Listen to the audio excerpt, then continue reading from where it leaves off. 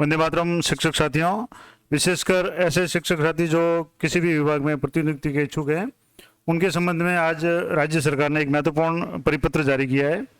आइए देखते हैं क्या है परिपत्र और क्या क्या शर्तें रहेगी या कौन कौन से नियम बनाए गए हैं प्रतिनियुक्ति के लिए।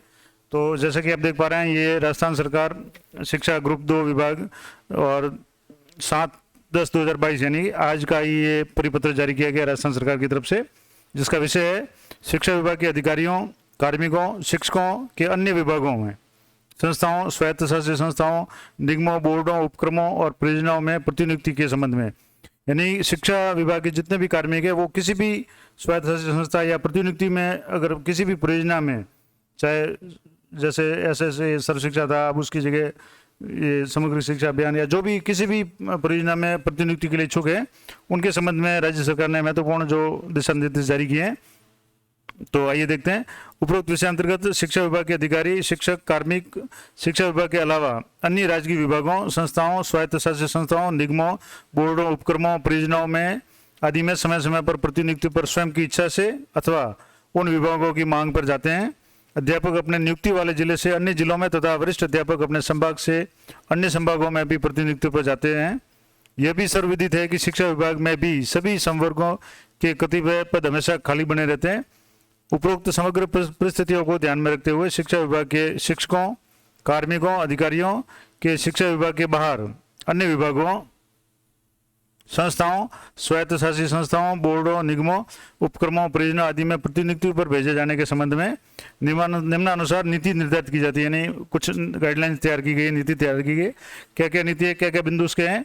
तो पहला तो है कि अध्यापक लेवल प्रथम और द्वितीय की प्रतिनियुक्ति, यानी अगर अध्यापक तृतीय श्रेणी अध्यापक है तो उनकी प्रतिनियुक्ति उसी जिले में होगी। उसी प्रकार वरिष्ठ अध्यापक उसी संभाग में, यानी जिस संभाग में वरिष्ठ अध्यापक नियुक्त है उसी संभाग में वो प्रतिनियुक्ति पे जा सकता है। इसी प्रकार कनिष्ठ सहायक, लाइब्रेरियन, प्रयोगशाला सहायक आदि की प्रतिनियुक्ति उनके जिले में ही हो सकेगी। यानी जी तृतीय श्रेणी के अध्यापक वगैरह इनकी प्रतिनियुक्ति जिले से बाहर नहीं होगी, जबकि वरिष्ठ अध्यापक की जो भी प्रतिनियुक्ति है वो अपने संभाग के अंदर ही होगी। दूसरा है जो संवर्ग राज्य स्तर के हैं, यानी कि स्टेट सर्विस में है, जिसमें व्याख्याता, प्रधानाध्यापक सेकेंडरी स्कूल और प्रिंसिपल सीनियर सेकेंडरी स्कूल, ये जो राज्य सेवा के अधिकारी है उनकी प्रतिनियुक्ति पूरे राज्य में कहीं भी की जा सकेगी। यानी जिनकी जो नियुक्ति है बीकानेर से होती है तो वो पूरे राज्य में कहीं भी प्रतिनियुक्ति उनकी हो सकती है। तीसरा पॉइंट है कि सभी स्तर के शिक्षकों की प्रतिनियुक्ति सामान्यतः शैक्षणिक कार्यों के लिए ही की जा सकेगी। यानी जो प्रतिनियुक्ति का आधार है वो शैक्षणिक कार्य ही होगा। शिक्षकों की प्रतिनियुक्ति कार्यालय में आदि में, यानी विभिन्न प्रकार के कार्य जो गैर शैक्षणिक है उस कार्यों में नहीं की जा सकेगी। ये काफ़ी महत्वपूर्ण पॉइंट है। दूसरा है, अगला पॉइंट है कि अध्यापक, वरिष्ठ अध्यापक, मंत्रालयिक सेवा के कार्मिकों, पीटीआई, लाइब्रेरियन आदि किसी भी प्रतिबंधित जिले से, जो जिले प्रतिबंधित किए गए उनसे गैर प्रतिबंधित जिले में प्रतिनियुक्ति नहीं की जा सकेगी। इसके अलावा पांचवा जो बिंदु है कि राज्य सरकार के आदेश क्रमांक 124 ग्राम विकास अनुच्छेद 8 नीति आयोग 2017 दिनांक 11/10/2019 द्वारा नीति आयोग भारत सरकार द्वारा कुल 5 जिले आशान्वित जिले को निर्धारित किए गए, जो कि है 12, करौली, जैसलमेर, धौलपुर, सिरोही।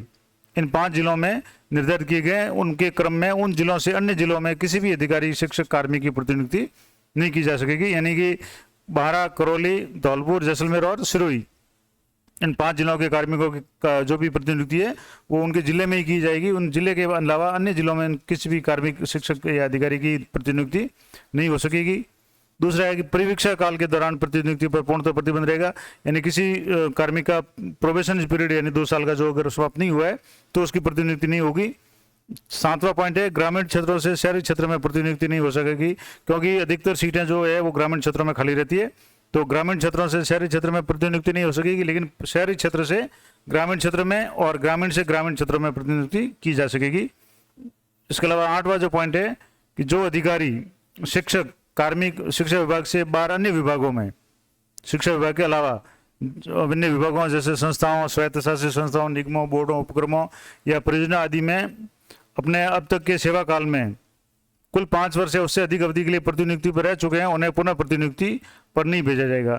यानी कि कोई भी कार्मिक है वो 5 साल से अधिक प्रतिनियुक्ति पर नहीं रह सकता। अगर 5 साल का कार्यकाल प्रतिनियुक्ति पे अगर पहले ही पूर्ण कर लिया है तो उसे प्रतिनियुक्ति पर नहीं भेजा जाएगा। ये भी महत्वपूर्ण शर्त है। 9वां पॉइंट है कि शिक्षा विभाग के प्रत्येक स्तर के अधिकारी शिक्षक कार्मिक को शिक्षा विभाग के बाहर अन्य विभागों, संस्थाओं, स्वायत्तशासित संस्थाओं, निगमों, बोर्डों, उपक्रमों, परियोजना आदि में प्रतिनियुक्ति हेतु आवेदन करने से पहले सक्षम अधिकारी से अनापत्ति प्रमाण पत्र या अनुमति प्राप्त करनी होगी। यानी किसी भी अधिकारी को सबसे पहले प्रतिनियुक्ति पर जाने से पहले आवेदन करना पड़ेगा और अनापत्ति यानी एनओसी लेनी पड़ेगी, और बिना सक्षम अधिकारी की स्वीकृति के आवेदन करता है तो उन्हें अन्य विभाग द्वारा चयन किए जाने के बावजूद भी प्रतिनियुक्ति पे नहीं भेजा जाएगा। यानी कि स्वीकृति लेना अनिवार्य होगा, अगर स्वीकृति नहीं है तो प्रतिनियुक्ति पर नहीं भेजा जाएगा। 10वां पॉइंट है, प्रधानाचार्य, व्याख्याता, वरिष्ठ अध्यापक, अध्यापक समकक्ष पद के कार्मिकों का विगत 5 वर्षों में किसी भी एक वर्ष में परिणाम न्यून रहा है, परीक्षा परिणाम अगर 1 साल में भी न्यून रहा है तो प्रतिनियुक्ति नहीं की जा सकेगी। यानी कोई भी शिक्षक, वरिष्ठ अध्यापक, व्याख्याता या प्रधानाचार्य है, उनका विगत 5 साल होगा, यानी पिछले जो भी 5 सालों में किसी भी साल में परीक्षा परिणाम जो निर्धारित मापदंड है उससे कम रहा है, न्यून रहा है, तो भी प्रतिनियुक्ति पे वो नहीं जा सकेंगे। अगला पॉइंट है, शिक्षा विभाग के समस्त अधिकारी शिक्षक कार्मिकों पर राजस्थान सेवा नियम 1951 के नियम 144 के परंतु 4 में बिंदु संख्या 2 के प्रावधान लागू होंगे। ये क्या प्रावधान है?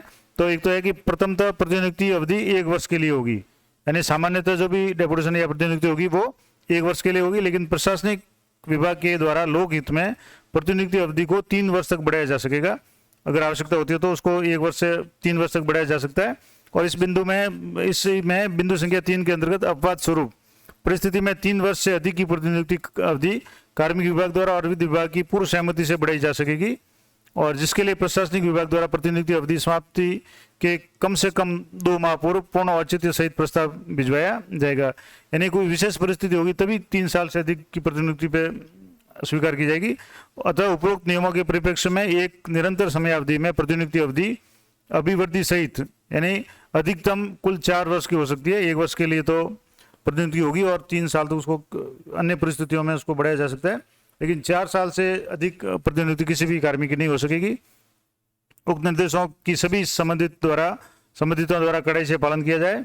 साथ ही शिक्षा विभाग के अलावा अन्य सभी विभागों के अधिकारी गणों से आग्रह है कि वे शिक्षा विभाग के कार्मिकों, शिक्षकों, अधिकारियों की प्रतिनियुक्ति हेतु आग्रह करने से पूर्व उपरोक्त बिंदुओं का आवश्यक रूप से ध्यान रखा जाए, और अति आवश्यक होने पर गुण अवगुण के आधार पर केस टू केस बेसिस पर राज्य सरकार द्वारा उक्त शर्तों में शिथिलन दिया जा सकेगा। यानी अगर राज्य सरकार चाहेगी तो उसमें छूट दे पाएगी, या सामान्यतः ये नियम है, ये प्रतिनियुक्ति के नियम है, ये लागू होंगे।